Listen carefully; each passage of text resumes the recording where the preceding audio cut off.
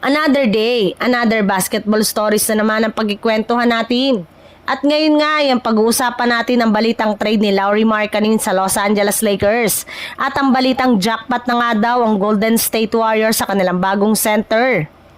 Kamakailan lamang nga ay pinagkaguluhan nga ng mga fans sa social media ang lumabas sa balita na posible nga daw nakunin ng Los Angeles Lakers si Lauri Markkanen sa pamamagitan ng isang blockbuster trade matapos magkaroon nito ng magagandang performance sa Eurobasket.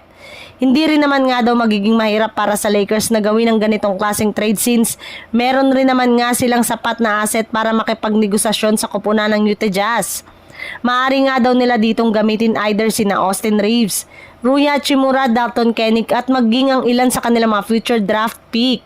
Napakalaki rin naman nga daw ng potensyal ni Lauri Markkanen bilang isang big man na maaari nilang ipalit sa pwesto ni LeBron James kapag tuluyan na itong nagretiro sa NBA sa mga susunod na taon.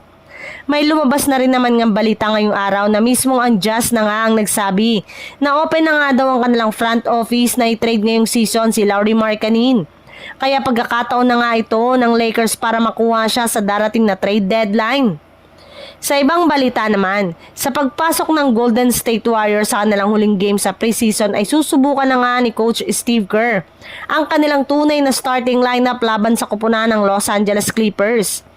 Yes, ipapakita na nga nila dito ang tunay na lakas ng kanilang binubuong bagong lineup. Makalipas rin naman nga ang ilang linggo ay nagamay na rin naman nga ng kanilang mga players ang playing time ng Warriors lalo na ng kanilang starting center na si Al Horford.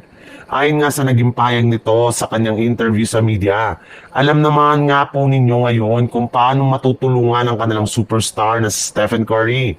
At eto nga sa pamamagitan ng pagbibigay dito ng magandang screen upang makakuha ito ng sapat na space sa mga gagawin nitong 3-pointer at drive sa ilalim ng basket. Alam na rin naman nga po niya na hindi talaga humihinto si Curry sa pagtakbo sa mga ginagawa nilang off-ball plays kaya kailangan nga niya itong suportahan sa paggawa ng mga solid screen.